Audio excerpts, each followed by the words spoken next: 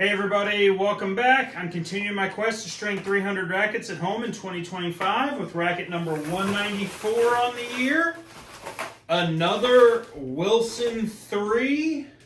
This time, this one will be strung with Solinco Vanquish 17 gauge at 55 pounds. Oddly enough, this client sent me a message the other day, said she thought it was time to get her racket restrung, said she feels like she's having some tennis elbow issues, and then before, I guess her son came and dropped it off, and maybe even earlier in the day, she texted me, hey, I think you strung my racket at 53 last time. Even though I'm having the tennis elbow problems, I think I want to go up to 55 pounds. So to try to offset that, I was already going to go thinner to create more softness than last time. She was in a 16 gauge Vanquish last time. So I was already going to go 17 gauge to make it softer, and all that did was solidify my thoughts on the 17 gauge with her wanting to go up a couple pounds. She doesn't think that, well, I don't want to say she doesn't think. She's not sure where the tennis elbow came from. She said in her initial text to me that she had played tennis and pickleball 5 days in a row, and she thinks she just kind of overworked her body. But I guess we'll see what we can do on this racket, being asked to go up in tension, but also solve some tennis elbow. I have a sneaking suspicion, particularly because she's still playing pickleball, and I think pickleball is a pretty prominent cause of arm and elbow issues right now. I have a pretty sneaking suspicion that this isn't going to greatly help her in alleviating her arm pain, that really she's going to have to take some time off of, realistically, probably both. But honestly, I'm not sure which one's going to continue to exacerbate the problem, because, you know, this racket being oversized like this and with the head-heavy balance it's got, doesn't move through the air great. So for most of the women that play it, you know, they're not getting that full, long, fast, fluid stroke. So their mechanics already aren't great, which doesn't help with any sort of arm issues. And then you add in the pickleball and that additional increased shock over and over. Probably going to need to take a break from both for at least a couple weeks to let the inflammation go down and let her body relax. But we'll see. Just doing what she asked for, going up a couple pounds. But also, like I said, going thinner in string to try to alleviate it. It may be like a one-to-one offset, because realistically, most of the time when I change gauges of string, if the person's trying to replicate what they had before but with a different gauge as far as control-wise, 2 pounds is kind of my standard. So like if you were to go from a 16 to a 16 light in like a polyester, and you string the 16 at 50 pounds, I would say that 16 light at 52 is probably going to perform similarly and give you a similar feel. And obviously you're not going to go up 10 pounds between like a 16 or a 20 gauge to compensate for the same feel. So it may not be a direct 1-to-1, or I guess 2-to-2 per gauge, but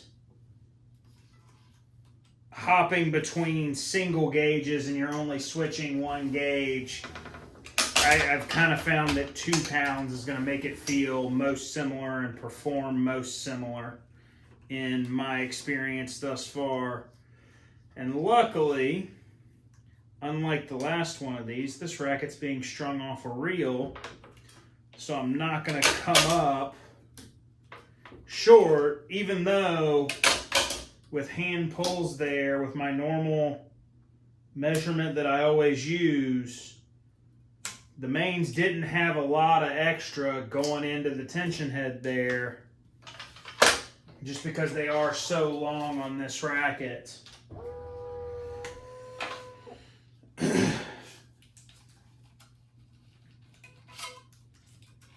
I think I disclosed in my last video, but maybe I didn't. The Baiardo Tune Pro is repaired.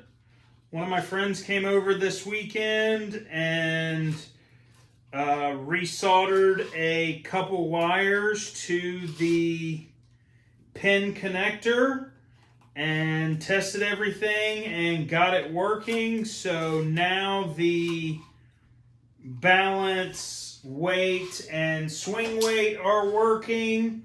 And I'm currently going back and forth with JC from Tennis Machines on the possibility of being able to fix the arm without, you know, tearing up the world or it becoming too much of a process, because I inherited the machine due to damage to the machine. My buddy was like, yeah, you know, you're a little handier than I am. Maybe you can figure out how to fix it.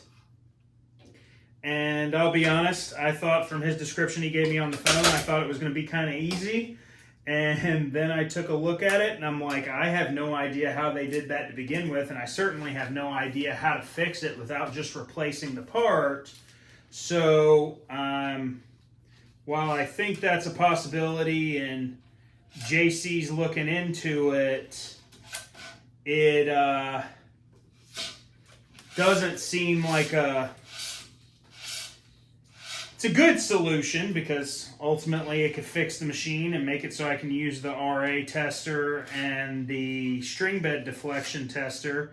So ultimately it's a good solution because it makes that component usable, but it doesn't seem like a great solution because the methodology for fixing it seems like it's going to be a full replacement of some of that part, and it doesn't seem like that's going to be an easy process. That part looks like I'm going to have to kind of tear up the world to be able to replace it, because the machine's going to have to come very much apart to be able to replace it, if in fact that part is replaceable, because what it is the mounting bracket on the arm got bent, and from looking at it and eyeballing it, it looks like it's about 3/8 inch steel. So the fact that it bent and the arm didn't give up entirely and the machine doesn't really show any other physical signs of damage other than that bend is sort of amazing to me, and I think was amazing to my buddy that owned the machine. But I would prefer not to have to take the whole thing apart because it's tedious. I haven't done it before. I don't think there are videos for me to follow on it just yet. And with the weight, balance, and swing weight working, so it is a 3-in-1.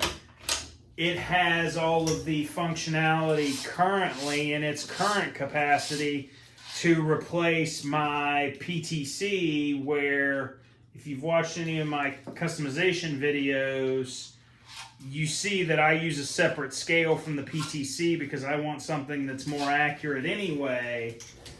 So it's just with those three components, without the arm working to be able to do the dynamic tension test or string bed stiffness test and the RA flex on the rackets test, it's still a little ahead of where I was with the PTC, and I don't know if I want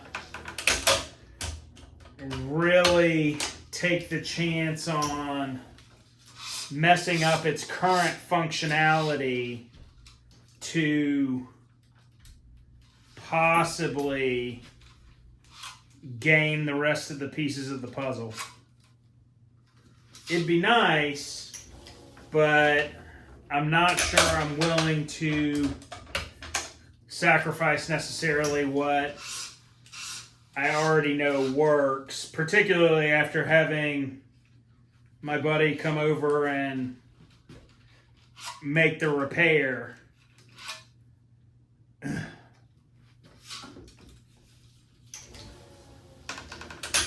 Seems like from talking to the coaches and talking about the guys' travel plans, because it is, as of right this second, 2 days before Thanksgiving, seems like most of the guys are traveling somewhere for the holiday, particularly, and some of them even going home, and with quite a few foreign players looking like there's not going to be a whole lot of university stringing through the first of the year, which is pretty normal. I mean, usually the stringing for the university teams runs decently through maybe next week, because it always slows reading week and exam week before they actually go home for good. But I guess kind of from talking to them yesterday, seems like maybe some of them have online exams and aren't going to have to return to campus,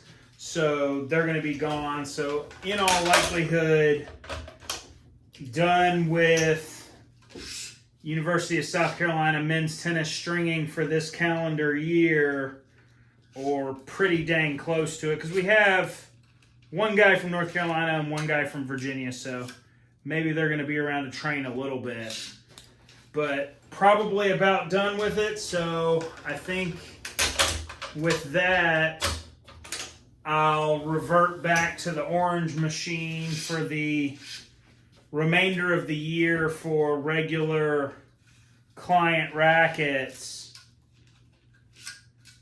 rather than continuing to work on this black one that I've been using kind of as the college machine, because you know, the standard black one that everybody can buy, racking up larger numbers of rackets is no big deal compared to what basically amounts to a collector's item machine, because Wilson's been doing the French Open for, I don't know, 6-7 years now?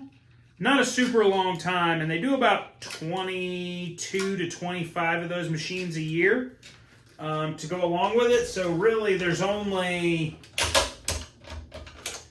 let's call it 150, maybe 200 of those machines total just floating around in the world. And that's saying that Wilson doesn't have any in storage, and that some haven't already been used and abused and are not working anymore. Yeah, it's a machine and it's got some functionality and I bought it to use it, but I'm trying not to beat it to death because it's, again, kind of a collector's piece. So tried to keep the rackets off of it by switching over to this one for a lot of the college rackets. Because so far this fall, somewhere in the ballpark of about 200, just since early September, and it's end of November now, so almost 3 months, somewhere in the ballpark of 200 rackets, averaging 66, 67, 68 a month, something like that for the guys. Not counting when I took this machine downtown and used it for the tournament and then let the women's stringer use it while I was working on the university machine. So probably, I don't know, closer to 220 on this one this fall.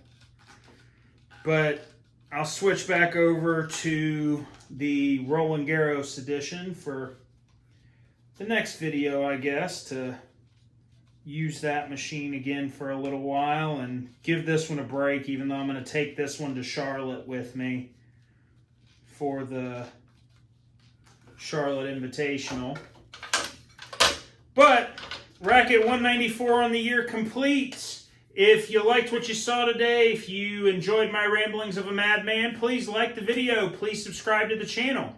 If you'd like to help me on my quest to string 300 rackets at home in 2025, please reach out. My website and my Facebook will be linked in the description. I'd love to string a racket for you. I'd love to make you a video, and I'd love to babble on about your video or college tennis or the Baiardo Tune Pro while I do it. Thanks for watching. See you next time.